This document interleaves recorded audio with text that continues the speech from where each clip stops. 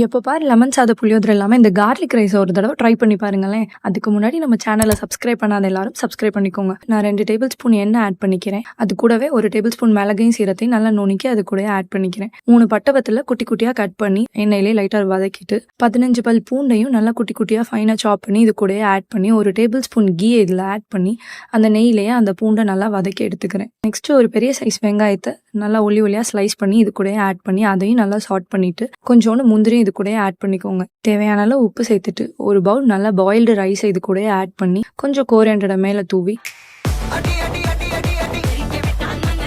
டாப்பில் ஒரு 1/2 table spoon மிளகு சீரக பொடியை நல்லா தூவி கொஞ்சோண்டு கறி லீவ்ஸையும் தூவி சுட சுட இறக்குனா நம்ம டேஸ்டியான கார்லிக் ரைஸ் ரெடி. இதோட டேஸ்ட் எப்படி இருந்துச்சுன்னு சொல்லணும்னா, இதை சூடாக சர்வ் பண்ணிங்களா இப்படி பாத்திரத்தில் லாஸ்ட் இருக்கிற வரைக்கும் சாப்பிடுவாங்க. ஸோ மறக்காமல் ட்ரை பண்ணி பாருங்கள். நம்ம சேனலையும் அப்படியே சப்ஸ்கிரைப் பண்ணிக்கோங்க.